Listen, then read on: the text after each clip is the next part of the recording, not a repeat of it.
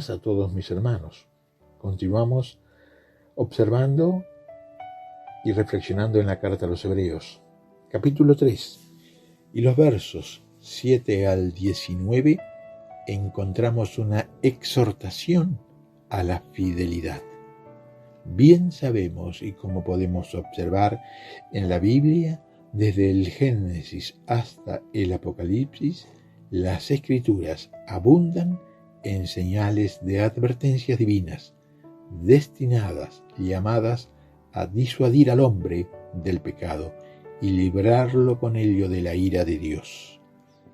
Y podemos ver en el Antiguo Testamento, pasaje de Ezequiel 33, verso 11, vivo yo, dice Jehová el Señor, que no quiero la muerte del impío, sino que se vuelva el impío de su camino y que viva. O como también el apóstol Pedro en su segunda carta, capítulo 3, verso 9, nos dice que Dios es paciente para con nosotros, no queriendo que ninguno perezca, sino que todos procedan al arrepentimiento. Dios no creó al hombre para condenarlo al infierno, y a lo largo de toda su palabra le advierte continuamente de los peligros y de la pena por el pecado. Y este pasaje de Hebreos capítulo 3, estos versos del 7 al 19, es una de las tantas advertencias en las Escrituras. Y el Espíritu Santo parece estar trabajando arduamente y queriendo dar como un empujoncito sobrenatural a todos los que se encuentren a punto de aceptar al Señor Jesucristo. Se sabe, se conoce de muchas personas que aceptan el Evangelio intelectualmente y creen su mensaje, pero nunca se entregan a Cristo, no se arrepienten de sus actos, de sus pecados, y acepten a Cristo de todo corazón. Pueden gustar, admirar, alabar su Evangelio, pero sin aceptarlo ni obedecerlo. Y saber la verdad y no aceptarla trae peor juicio que nunca haberla conocido. La advertencia de este pasaje es a quienes conocen el Evangelio, las buenas noticias, y afirman su verdad, pero por seguir en sus propios caminos, los temores a la persecución o tantas otras dificultades o situaciones que lo pueden detener y no se han entregado a la verdad y que saben que es real, pero dudan y se resisten.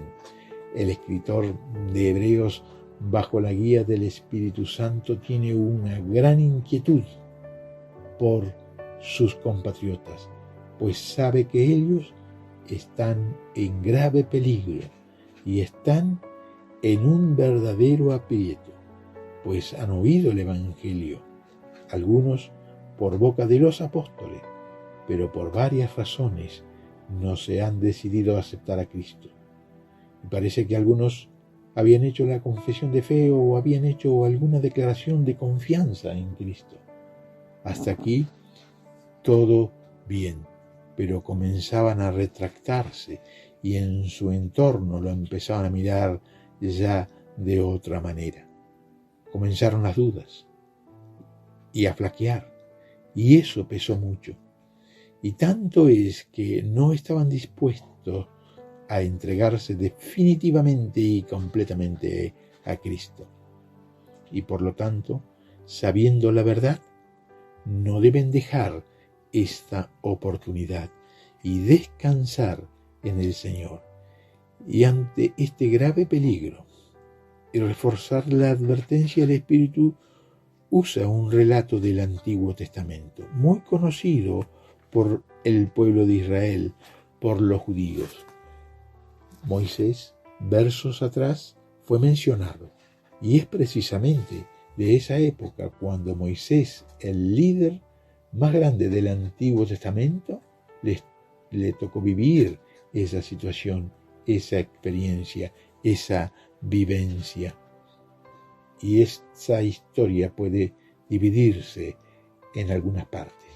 La ilustración de Israel, la invitación a prestar atención, la ilustración de exhortarse unos a otros y el asunto de la incredulidad. La ilustración de Israel. Muchas veces hemos observado que una buena forma de comenzar un sermón es por medio de una ilustración, tratando de captar la atención de las personas. Y después se va a las Escrituras para afirmar el punto del objetivo. Y esto es lo que hace aquí el Espíritu. Y en este caso, el pasaje, la ilustración, proviene de las Escrituras. Este pasaje de Hebreos, del capítulo 3, estos versos 7 al 11, es una cita del Salmo 95, versos 7 al 11.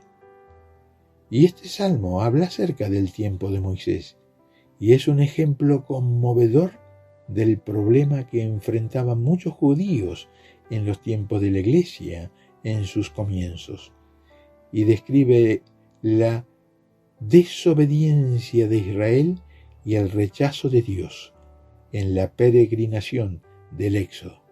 Y el salmista usó esta historia para advertir a su pueblo de no caer en la incredulidad. Y siglos después, el escritor de la carta a los Hebreos la usó para el mismo propósito. Y siglos después, la advertencia permanece. La advertencia sigue vigente, sigue siendo válida.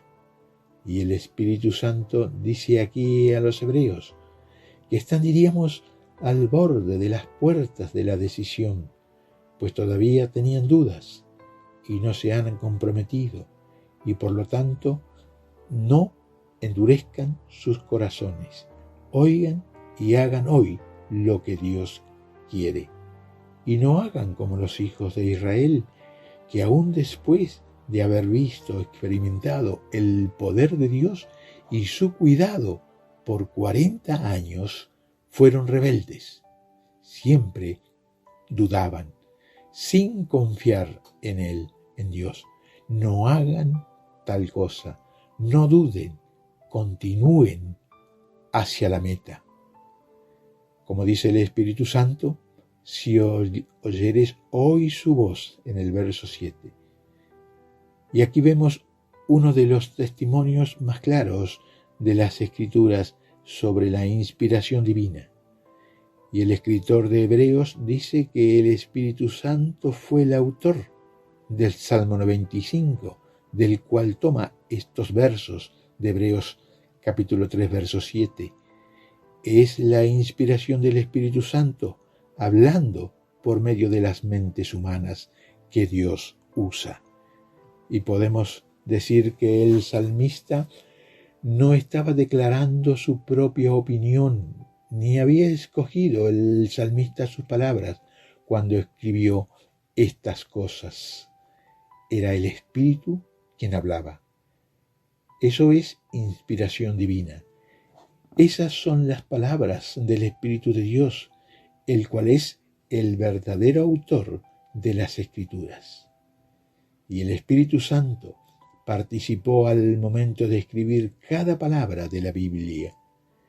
Y como se nos dice en la segunda carta del apóstol Pedro, capítulo 1, verso 21, porque nunca la profecía fue traída por voluntad humana, sino que los santos hombres de Dios hablaron siendo inspirados por el Espíritu Santo.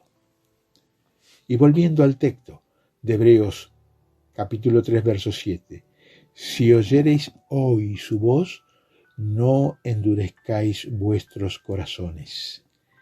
Y esa palabra hoy indica urgencia, significa ahora, el presente.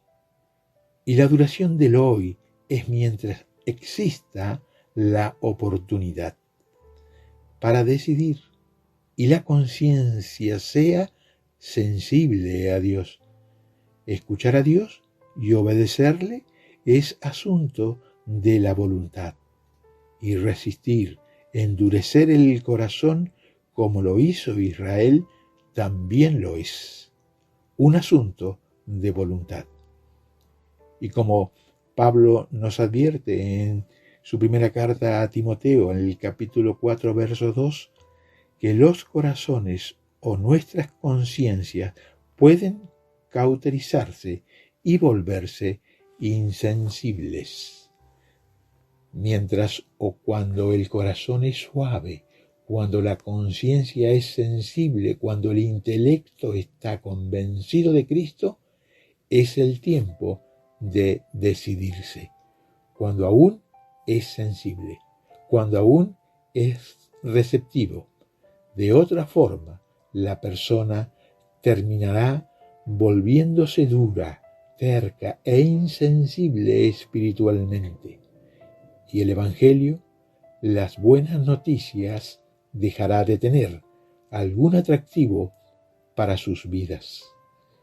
Por lo tanto, podemos decir que la palabra hoy es el tiempo presente, el tiempo de la gracia de Dios.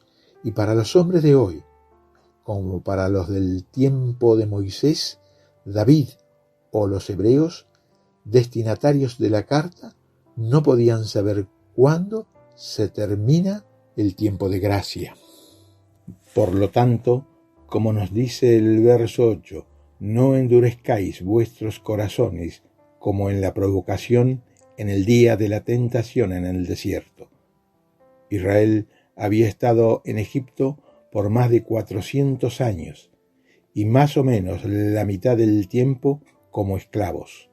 Los egipcios, asustados de que los hebreos se volvieran una amenaza, intentaron debilitarlos y reducir su población, haciéndolos trabajar en forma dura y opresivamente en la construcción.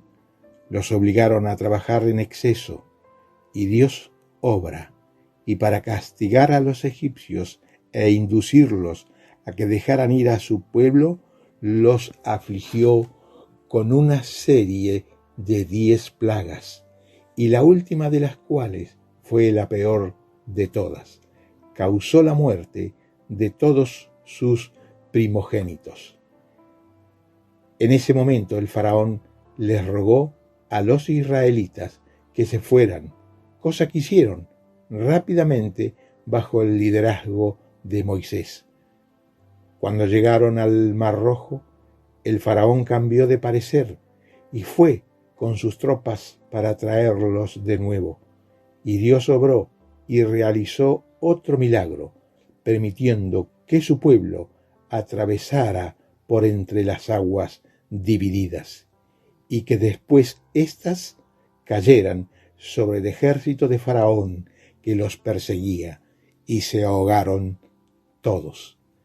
Y Dios continuaba con las bendiciones para con su pueblo, con milagros, guiando su viaje con columnas de nube y de fuego cuando viajaban de noche, proveyéndoles de comida y agua. Después de cada bendición, se sentían satisfechos por un tiempo breve, y se volvían pronto a la queja y a dudar de Dios, y se convirtieron en la ilustración clásica de incredulidad frente a las abrumadoras evidencias de bendiciones y poder de Dios. Dios se les había revelado clara y milagrosamente, y ellos sabían bien que Dios se había revelado y sabían lo que esperaba de ellos. Vieron evidencia tras evidencia de su poder y su bendición, pero nunca creyeron de verdad. Tal como los egipcios, dejaron atrás rápidamente el temor a Dios, por lo experimentado, por lo vivido, por esas plagas que cayeron sobre ellos. De igual modo, los israelitas perdían la confianza en Dios. El pueblo israelita no se entregaron al Dios en fe. Como resultado, tuvieron que andar y andar hasta que murió la generación desagradecida, la que no confiaba, la generación incrédula, por causa entonces de su incredulidad. Anduvieron en círculos durante 40 años, en una tierra estéril, desolada e inhóspita. En esa tierra donde me tentaron vuestros padres, me probaron y vieron mis obras 40 años. Verso 9. Para la incredulidad ninguna prueba es suficiente, y pedir más pruebas es un pretexto, una excusa, una táctica dilatadora. El pueblo de Israel se mantenía probando a Dios, y el día de la tentación duró 40 años. Y en Éxodo, capítulo 17, los versos 1 y 2, leemos que ellos no tenían fe que Dios les daría el agua.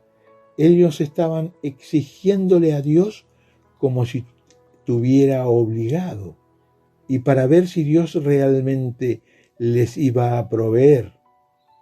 Y el propósito real se menciona unos versos más adelante.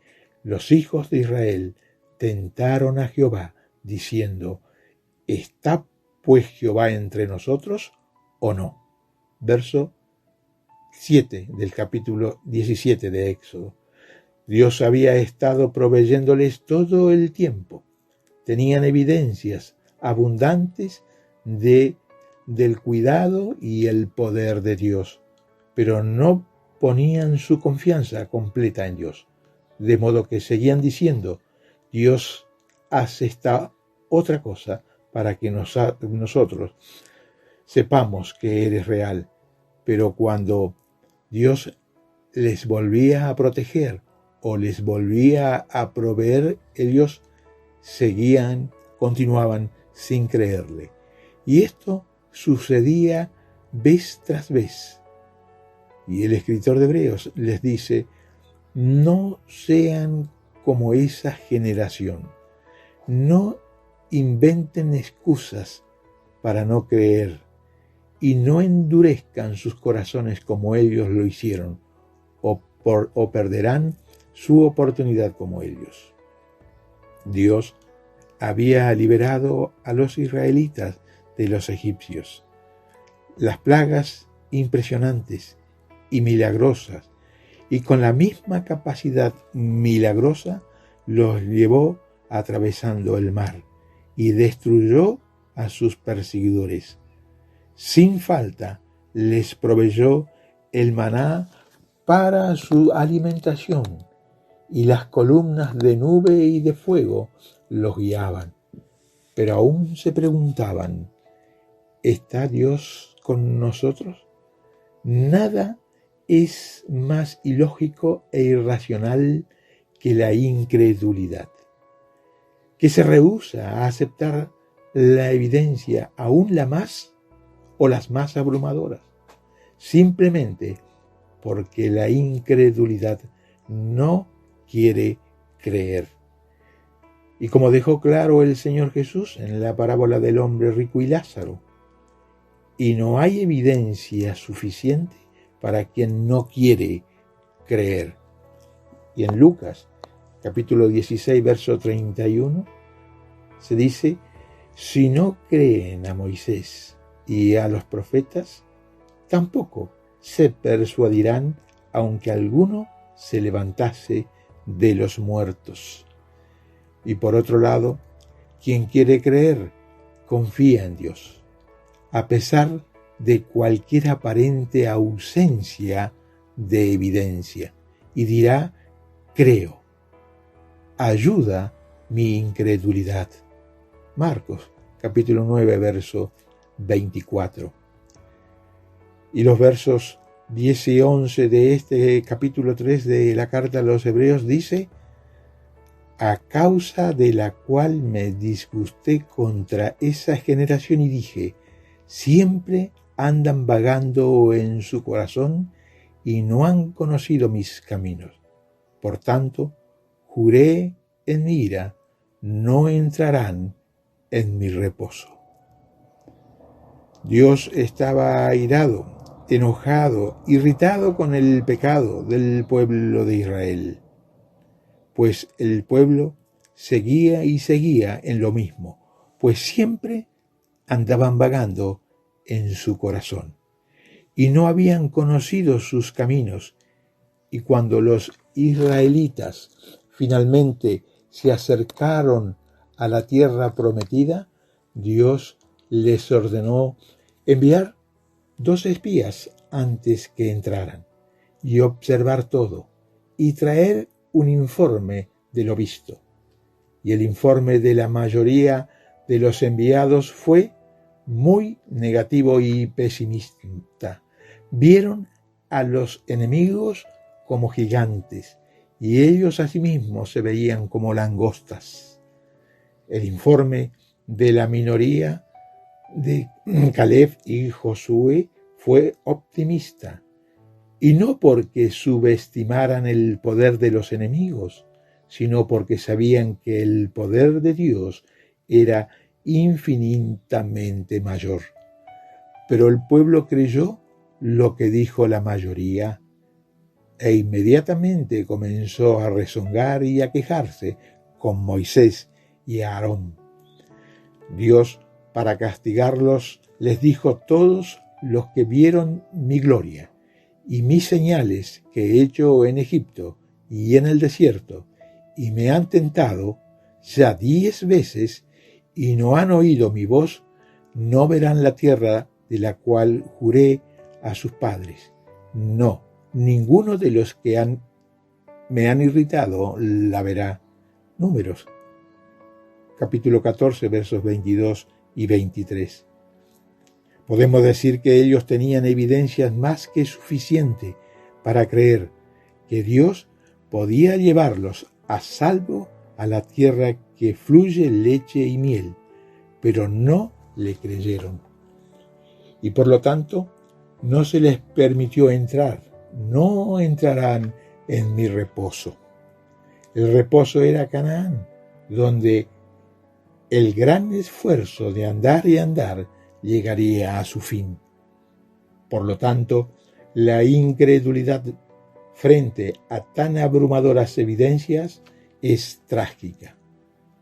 Por lo tanto, todos estos recuerdos son un trágico ejemplo de lo que es un corazón rebelde y endurecido del hombre, frente a múltiples manifestaciones de la gracia de Dios.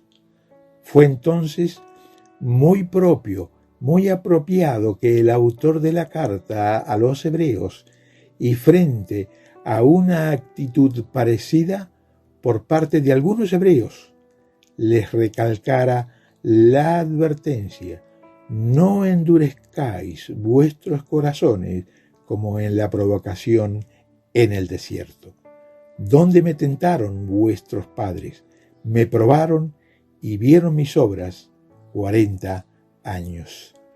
Y provocaron mi ira, dice el Señor, en lugar de descansar en mi cuidado, en mi misericordia, en mi reposo. Que Dios nos bendiga.